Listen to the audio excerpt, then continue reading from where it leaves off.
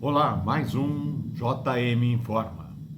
A farmacêutica norte-americana Pfizer anunciou nesta quarta-feira que enviou à Agência Nacional de Vigilância, a Anvisa, os primeiros dados do teste da BNT 162b2, sua candidata à vacina contra o Covid-19. O procedimento não significa que a empresa pediu o registro do produto no país. Na atual, na atual etapa, a empresa busca acelerar o trâmite e preparar a futura solicitação. No Brasil, 2.900 voluntários já participaram do teste e não houve acordo fechado para o fornecimento do imunizante para a população. Apesar de o ministro da Saúde incluir a Pfizer entre os 5 fabricantes com os quais está em negociação, com a remessa dos primeiros documentos, a empresa começou o fechado processo de submissão contínua, previsto pela Agência Federal para acelerar o recebimento de dados dos fabricantes que desenvolvem os possíveis vacinas contra o novo coronavírus. Na submissão, as empresas não vão precisar dar todos os documentos reunidos para apresentá-los a uma vez à Anvisa, como normalmente ocorre. Este é um importante passo para que o imunizante esteja disponível no Brasil. A Pfizer disponibiliza todos os dados necessários para a avaliação e estará em total colaboração com a Anvisa para que esse processo transcorra da melhor maneira e a mais rapidamente possível, afirmou em nota Marjorie Dulcini, diretora médica da Pfizer no Brasil. Vamos torcer para isso, né? Agora vou ler uma notícia que o estado do Rio liberou roda de samba, praia, bares, e veja o que está acontecendo. O estado do Rio atingiu a marca de 22.252 óbitos por coronavírus e 343.995 mil casos confirmados da doença nesta quarta-feira. Foram mais de 3 mil casos em 24 horas. Também nesta quarta, a capital estava sem leitos disponíveis na UTI, no Sistema Único de Saúde, o SUS, dedicados a pacientes com coronavírus. Já são cerca de 200 pessoas na fila da unidade de saúde, tanto na capital quanto na Baixada Fluminense. De acordo com a reportagem, os pacientes da capital em estado grave esperam até 15 dias por uma transferência sem o tratamento adequado. Outros que procuraram hospitais com sintomas foram informados de que só conseguirão marcar o exame em meados de dezembro. Segundo o último levantamento da Secretaria Municipal de Saúde, nesta manhã, a ocupação de leitos de UTI estava em 93%, mas, na prática, não há mais vaga na UTI para pacientes com Covid-19 na rede do SUS da capital. Por isso, porque a fila de espera já era maior do que o número de vagas disponível nessa manhã. 86 pacientes precisavam de internação na UTI para o Covid, enquanto havia 37 leitos disponíveis. Tá vendo? Liberam roda de samba, bares, praia. Tá vendo o que está acontecendo? Agora não tem para cuidar das pessoas. E essas pessoas que estão em estado grave, que precisa ser internado, como vão fazer? Crivella, para você querer ser eleito novamente, prefeito do Rio de Janeiro, como que se faz? E agora? Vão abrir hospital de campanha? O que vai fazer? Precisa cuidar desses pacientes. E agora? Responda para mim. Eu não sou ninguém, mas responda. Mais uma do nosso presidente. Ao ser perguntado nesta noite de terça-feira sobre uma possível prorrogação do auxílio emergencial, o presidente Jair Bolsonaro disse que o questionamento deveria ser direcionado ao perguntar para o vírus. Pergunta para o vírus, afirmou o presidente, que conversa com apoiadores na chegada do Palácio da Alvorada. Bolsonaro disse que espera que não seja necessário prorrogar o auxílio, e até enfim previsto para dezembro, mas que tem que esperar certas coisas acontecerem. Ele também aproveitou para relembrar que nunca apoiou essa ideia de confinamento e que sempre defendeu a ideia de isolamento vertical, que é restrito às pessoas idosas ou que tenham problemas de saúde pré-existentes. Infelizmente, a decisão coube aos governadores e prefeitos, disse. Se não fosse toda aquela quantidade de auxílio que nós fizemos no passado, entre eles o emergencial, realmente a economia teria quebrado no Brasil. Então a gente espera que não seja necessário ou que o vírus esteja realmente de partida do Brasil. Presidente, uma pergunta aqui de um morador no Brasil. O senhor não lê jornal, não lê estatística, não conversa com o ministro da Saúde, não verifica o que está acontecendo no Brasil? Eu vou dar 2 exemplos.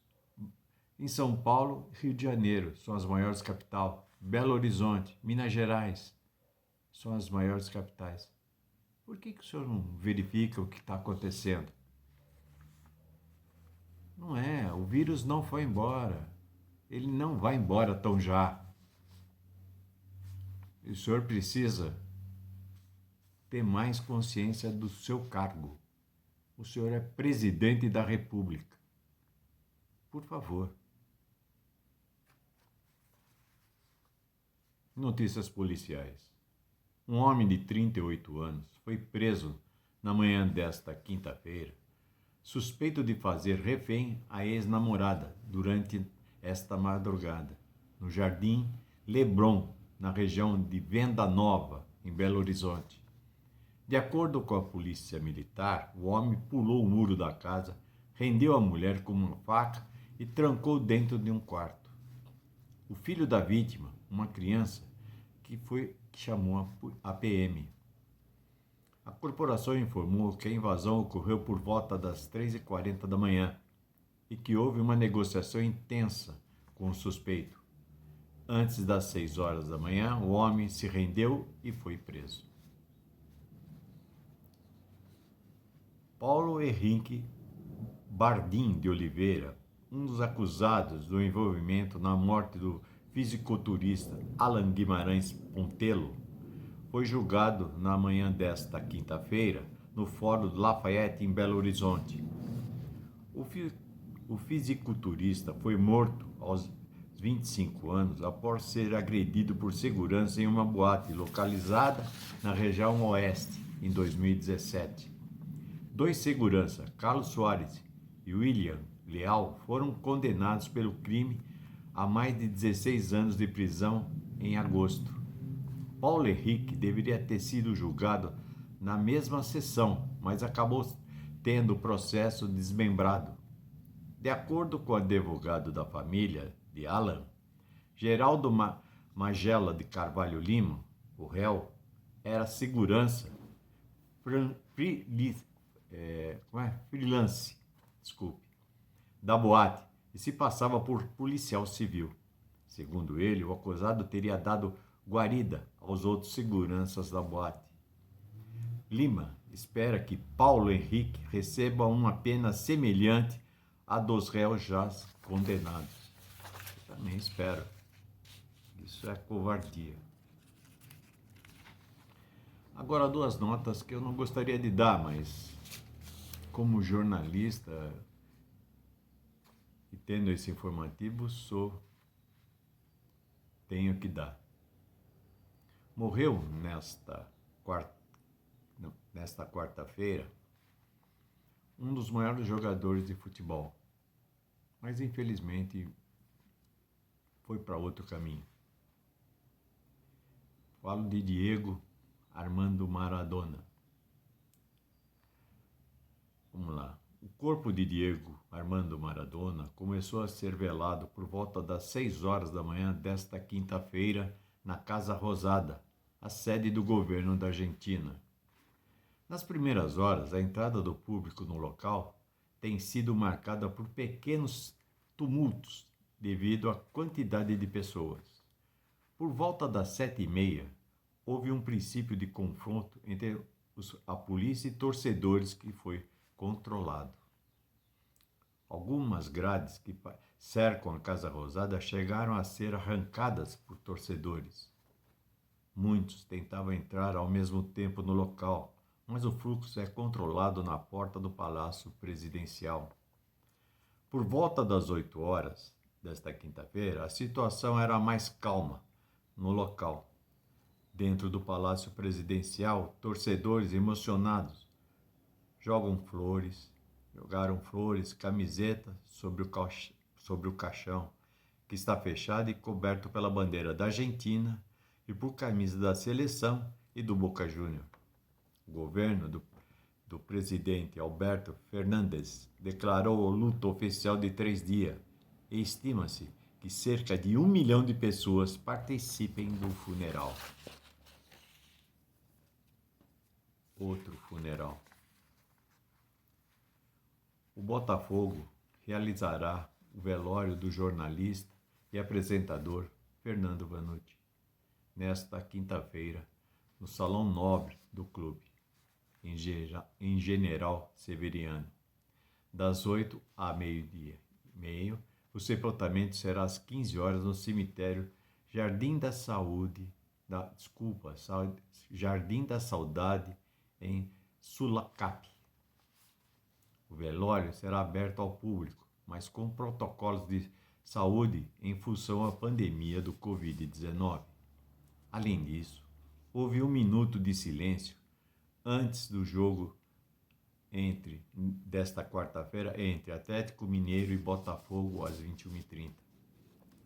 Vanucci morreu vítima de infarto aos 69 anos, na última terça-feira em Barueri, na Grande São Paulo. O jornalista passou mal pela manhã, foi socorrido pela empregada e levado ao pronto-socorro central de Barueri, mas não resistiu. Ele já havia sofrido um infarto em 2019 e colocado em um marca-passo. Desde então tinha a saúde comprometida. Fernando Vanucci nasceu em Uberaba, no Triângulo Mineiro, e trabalhou na Globo Minas entre 1973 e 1977. Em seguida, passou a trabalhar no Rio de Janeiro, apresentando diversos programas como Globo Esporte, RJTV, Esporte Espetacular, Jornal Nacional, Jornal Hoje e o Fantástico. Meus pêsames às duas famílias, tanto de Maradona como de Vanucci. Antes de ler o pensamento do dia, eu queria pedir atenção de todos os jovens e de todo brasileiro. Tenham cuidado com o Covid-19. Ele continua matando. Use máscara, álcool gel, se higienize quando chegar em casa, tome os maiores cuidados, não fique em aglomerações, não participe de festa, de embalos e barzinhos. Queridos, vocês mais jovens, vocês têm em casa seus pais que estão com idade. Prestem atenção. Às vezes é melhor perder isso, não ir aos barzinhos. Fique em casa, compre a cerveja, tome em casa. Eu sei que muita gente não gosta, tem que ter os amigos, senão não bebe. Não é isso. Se cuide. porque, olha, Covid está aí. Ele está escondido. Pega você sem você, às vezes... Ah, mas eu não fiz nada. Como você não fez nada? Vamos tomar cuidado. Evite barzinhos, evite aglomerações, use máscara, use gel. Cuide da sua família, cuide dos seus pais, dos seus avós. É isso que vocês precisam fazer. Use sempre máscara, protegendo o nariz. Não usando ela para baixo do nariz, só na boca, ou no pescoço, como cachecol, gargantilha. Não é assim que usa. Ou você tira a máscara, anda na rua, quando vai entrar em algum lugar que é obrigado a ter máscara, você coloca. Já está contaminada a máscara. Você tem que chegar, usar a máscara o tempo todo. Quando chegar, tire a máscara. Ou, se for aquela descartável, joga fora. Ou, se for aquela que pode lavar, que lave. Vai depois usar novamente. Passa, né? Tem que passar ela para usar novamente. Vamos se cuidar, pessoal. Você já viu no Rio de Janeiro, tem 97% de UTI ocupada. Aqui, em São Paulo, a gente não tem ainda. Só dia 30 que vai se revelar o que tem, o que vai acontecer. Segunda-feira, Dória vai fazer algumas modificações. Espero que sejam umas modificações que acolham o povo brasileiro, o povo de São Paulo. Tá bom? Pensamento do dia. Confie muito mais em um rabo que balança do que uma boca que te sorri. Isso é para pensar, meu amigo. Tá vendo? Isso é para pensar. E não esqueça, use máscara. Ela protege você e o próximo. E até amanhã, se Deus quiser. E Ele há de querer.